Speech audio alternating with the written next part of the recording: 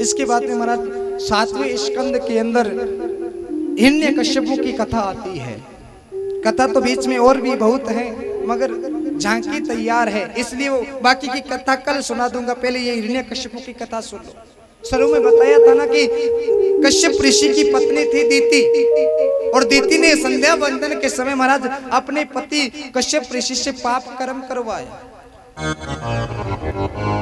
तो कश्यप ऋषि ने उस दीति को श्राप दे दिया। बोले दीति, तुमने संध्या के समय मुझसे पाप कर्म करवाया है, जा मैं तुझे श्राप देता हूँ कि तेरे गर्भ से जो बालक जन्म लेंगे वो भगवान से द्वेष करने वाले होंगे। और इसी दीति के गर्भ से महाराज 2 जनों ने जन्म लिया, हिरण्यकश्यपु और हिरण्याक्ष, और ये दोनों ही बड़े भारी दैत्य हुए।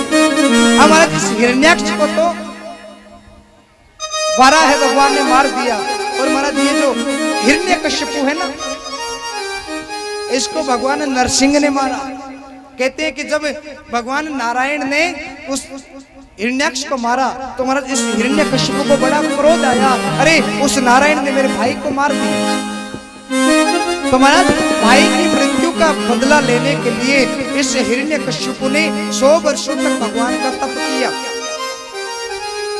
और इस हिरण्यकश्यपु का पत्नी का नाम था कयादु, और कयादु के गर्भ से इस हिरण्यकश्यपु को एक बेटा हुआ जिसका नाम क्या पड़ा? बोलिए प्रहलाद जी महाराज की जय हो।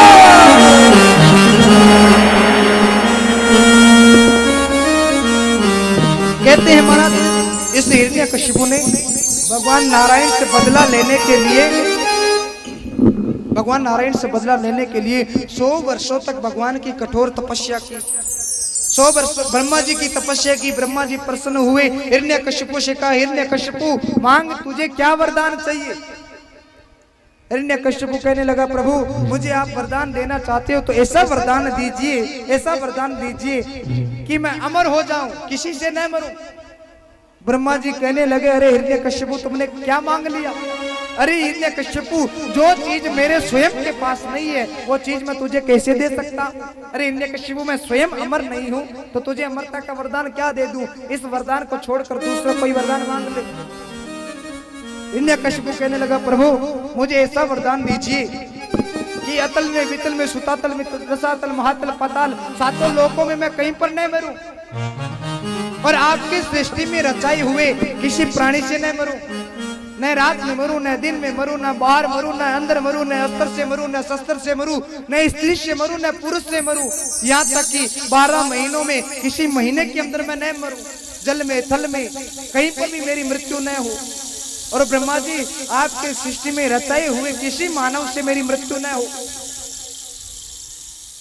ब्रह्मा जी ने तथास्तु कह दिया। इधर हिरण्यकश्यपु अपने घर को आया। हिरण्यकश्यपु का एक पुत्र हुआ जिसका नाम था प्रहलाद। हिरण्यकश्यपु ने अपने पुत्र प्रहलाद को महाराज गुरुकुल में पढ़ने के लिए शुक्राचार्य के पास भेज दिया। शुक्राचार्य के 2 शिष्य थे, संड और अर्मक। ये संड और अर्मक प्रहलाद जी को महाराज दैत्य विद्या सिखाया करते, मगर कहते हैं कि ये प्रहलाद जी जो है ना, वो महाराज बचपन से ही भगवान के बहुत बड़े भक्त थे। क्यों? बोले जब 100 वर्षों तक ये हिरण्यकश्यपु जब तपस्या करने के लिए गया हुआ था ना, तो ये कयादु जो है वो देवऋषि नारद के पास रही, और देवऋषि नारद ने रोज इस कयादु को महाराज कथा सुनाया करते। और उस समय ये जो प्रहलाद जी है ना, ये उस कयादु के गर्भ के अंदर थे महाराज, और गर्भ के अंदर महाराज ये प्रहलाद जी उस कथा को श्रवण किया करते, और गर्भ के अंदर ही महाराज इतने ज्ञानी हो गए, भगवान की कथा को सुन सुनकर महाराज भगवान के भक्त हो गए। और जब जन्म लिया ना, तो जन्म लेते ही परमात्मा की कथा सुनना, भगवान का कीर्तन करना, यही काम प्रहलाद जी का था। हिरण्यकश्यपु ने अपने पुत्र प्रहलाद को पाठशाला में पढ़ने के लिए भेजा, मगर महाराज प्रहलाद जी दैत्य विद्या ग्रहण नहीं करते, केवल भगवान का भजन करते। हिरण्यकश्यपु को जब पता चला कि मेरा पुत्र प्रहलाद उस नारायण का भक्त है जिस नारायण ने मेरे भाई हिरण्याक्ष को मार दिया, इस हिरण्यकश्यपु ने अपने पुत्र प्रहलाद को मारने की बहुत जतन किए, बहुत तरीकों से इस प्रहलाद को मारना चाहा, मगर कहते हैं कि जिनकी रक्षा भगवान देव की नंदन स्वयं करते हो, परमात्मा स्वयं बचाने वाले हो, तो उसको कोई मार नहीं सकता। हिरण्यकशिपु ने महाराज लाख जतन किए, प्रहलाद जी महाराज को हाथी के पैरों से कुचलाया, ऊंचे पहाड़ों से गिराया, अग्नि में जलाने की कोशिश की, अनेक अनेक जतन किए, फिर भी हिरण्यकशिपु प्रहलाद को मार नहीं सका। एक दिन हिरण्यकशिपु ने प्रहलाद से पूछा, अरे प्रहलाद देख, तू मेरा पुत्र है और तू जिस नारायण का नाम स्मरण करता है ना प्रहलाद, उसी नारायण ने तेरे चाचा को मारा था, वो तेरे चाचा का हत्यारा है, प्रहलाद उसका नाम मत स्मरण किया कर। प्रहलाद जी कहने लगे, पिताजी अरे मेरे चाचा, पहले ये बताइए कि मेरे चाचा को जन्म किसने दिया था? अरे पिताजी वो नारायण ही तो सबको जन्म देने वाला है, वो नारायण ही सबको मारने वाला है। पिताजी जो जन्म का अधिकारी होता है वो मारने का भी अधिकारी होता है। पिताजी मेरे भगवान तो कण कण में निवास करते हैं, वो मेरी हमेशा रक्षा करते हैं, आप मुझे नहीं मार सकते। प्रहलाद जी ने महाराज अपने पिता के सामने तर्क वितर्क करने लग गए। हिरण्यकशिपु कहने लगा, अरे प्रहलाद तू कहता है कि तेरे भगवान कण कण में विद्यमान हैं, तो प्रहलाद बता ये जो खंबा है इस खंबे के अंदर भी तेरे भगवान है? प्रहलाद जी कहने लगे, पिताजी आप कैसी बातें कर रहे हो? अरे मैं कहता हूँ मेरे भगवान कण कण के अंदर है। ये मैटी का स्तंभ जो है ये खंबा है बहुत बड़ा, मेरे भगवान तो एक एक कण में विद्यमान है। जब प्रहलाद जी महाराज ने ऐसा कहा तो महाराज हिरण्यकशिपु को क्रोध आ गया। हिरण्यकशिपु कहने लगा, पिताजी प्रहलाद मैं तुझे तो बाद में मारूंगा, सबसे पहले तेरे भगवान को मारूंगा। हिरण्यकशिपु ने अपने मयान में से तलवार निकाली, तलवार निकालकर महाराज उस खंबे के ऊपर प्रहार कर दिया। और जो ही हिरण्यकशिपु ने खंबे के ऊपर प्रहार किया महाराज वो मिट्टी का स्तंभ जो है ना वो फट पड़ा और बड़ी भारी गर्जना हुई, सिंह के समान गर्जना करते हुए महाराज बोलिए नरसिंह भगवान की जय हो।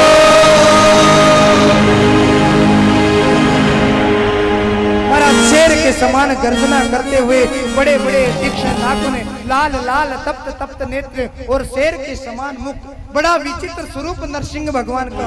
ये नीचे का जो शरीर था ना महाराज ये शरीर तो मनुष्य के समान, मगर ये गर्दन जो थी ना वो सिंह के समान। बड़े बड़े लाल लाल महाराज तप्त तप्त नेत्र, बड़े बड़े नाखून, लंबी लंबी जटाएं और भयंकर तरीके से गर्जना कर रहे हैं। अब महाराज नरसिंह भगवान का ये स्वरूप देखकर हिरण्यकशिपु कांपने लगा। बोलिए नरसिंह भगवान की जय हो।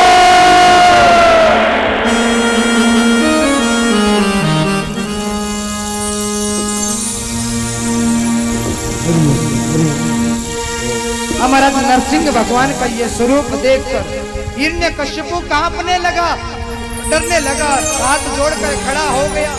अरे आज तक इस हिरण्यकशिपु ने ऐसा स्वरूप नहीं देखा था।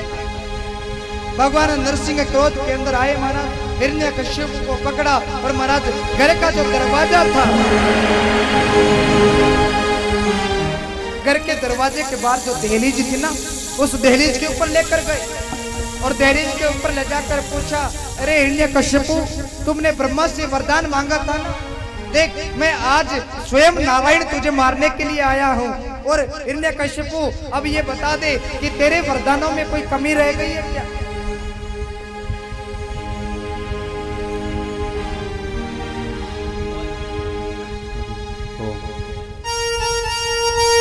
हिरण्यकशिपु ने क्या क्या वरदान मांगे थे? हिरण्यकशिपु ने ब्रह्मा से कहा था कि न थल में मरूं, न जल में मरूं, न अग्नि से मरूं, न वायु से मरूं, न अस्त्र से मरूं, न शस्त्र से मरूं, न स्त्री से मरूं, न पुरुष से मरूं, यहाँ तक कि ब्रह्मा की रचाई हुई सृष्टि में किसी से न मरूं। और आज भगवान नरसिंह उस हिरण्यकशिपु को अपनी गोद में बिठा रखा है और इस हिरण्यकशिपु से पूछ रहे हैं, अरे हिरण्यकशिपु बता ब्रह्मा के वरदान में कौन सी कमी रह गई है? हिरण्यकशिपु बता तू पृथ्वी के ऊपर है कि आकाश में है? हिरण्यकशिपु कहने लगा, प्रभु ना तो मैं पृथ्वी पे हूँ और न मैं आकाश में हूँ, प्रभु मैं आपकी गोद में सोया हुआ हूँ। भगवान नरसिंह ने कहा, हिरण्यकशिपु ये बता कि तू जल में है कि थल में है? बोले प्रभु न तो जल है ना थल है, हवा के अंदर हूँ। बोले बता मेरे हाथ में कोई अस्त्र शस्त्र है? बोले प्रभु आपके हाथ में कोई अस्त्र शस्त्र नहीं है। बोले ये बता कि ये भी रात है कि दिन है? बोले प्रभु न रात है ना दिन है, संध्या का समय है। बोले हिरण्यकशिपु ये और बता दे कि ब्रह्मा की सृष्टि के अंदर आज तक ब्रह्मा ने मेरे जैसा मानव बनाया? बोले प्रभु ब्रह्मा ने आज तक आप जैसा मानव नहीं बनाया। और यूं ही महाराज हिरण्यकशिपु के सारे वरदान पूरे हुए। नरसिंह भगवान ने अपने तीक्ष्ण नाखूनों से उस हिरण्यकशिपु की छाती को विदीर्ण कर डाला और जो ही ये दुष्ट मरा, देवता जय जयकार करने लगे, पुष्पों की बरसात करने लगे। गोविंद जय जय गोपाल जय जय, गोविंद जय जय गोपाल जय जय, गोविंद जय जय गोपाल जय, गोविंद जय जय गोपाल जय जय, गोविंद जय जय गोपाल जय जय, गोविंद जय जय गोपाल जय जय, बांके बिहारी नंद लाला की जय जय, बांके बिहारी नंद लाला की जय, गोविंद जय जय गोपाल जय जय, गोविंद जय जय गोपाल जय जय, बांके बिहारी नंद लाला की जय जय, बांके बिहारी नंद लाला की जय जय, गोविंद जय जय गोपाल जय जय, गोविंद जय जय गोपाल जय जय, बांके बिहारी नंद लाला की जय जय, बांके बिहारी नंद लाला की जय, बोलिए नरसिंह भगवान की जय। अभी तुम्हारा कथा संक्षिप्त से सुनाइए, कल विस्तार से सुनेंगे और 2-3 विशेष सूचनाएं आप लोगों को दे दूं। देखिए, एक तो कल शाम को भगवान कृष्ण का जन्मोत्सव है। कल इतने दिन तो ज्ञान की कथा चल रही थी, मगर अब भगवान की आनंद की कथा चलेगी। कल भगवान कृष्ण स्वयं आने वाले हैं और भगवान जब आएंगे ना, यहाँ पर आते ही देखेंगे कि मेरी कथा में कौन कौन आया हुआ है। और कल आते ही जिसके ऊपर भगवान की दृष्टि पड़ गई ना, समझ लो उसका तो कल्याण है। कल आते ही देखेंगे कि कौन कौन मेरी कथा में आया। तो कल सब कोई आना। सासू आए तुम्हारा, सासू अगर यहाँ पे आई हुई है ना तो बींदनी को लेकर आना, बींदनी आई हुई तो सासू को लेकर आना, अपने बेटों को, पोतों को, सास ससुर को, सबको लेकर आना। कल भगवान स्वयं आने वाले हैं और कल बहुत अच्छी अच्छी कथाएं आप लोगों को सुनने के लिए मिलेगी। और आज शाम को नानी बाई का मायरा भी है, 8:30 बजे से है भाई, क्योंकि 6:30 तो अभी बज चुके हैं। भोजन आदि करेंगे, भोजन करके आना। आज रात तक लेट तक चलेगा। देखिए, 5-4 दिनों का आनंद का मौका है तो परमात्मा की कथा भाव से सुनना। अब आरती करके देखिए, आप लोगों की आदत बहुत बुरी है। अब जब 3 घंटे यहाँ पर बैठे हो तो 10 मिनट में आपका क्या घटने वाला है? 10 घंटे में कोई पृथ्वी इधर से उधर होने वाली है क्या? आरती करके पुष्पांजलि भगवान को अर्पण करके फिर घर जाया करो। अब आरती कीजिए भाव से और ठीक 8:30 बजे वापिस पंडाल में आ जाना। करुणावतारं संसार सारं भुजगेन्द्रहारं सदा वसन्तं हृदयारविन्दे भवं भवानी सहितं नमामि, भवं भवानी सहितं।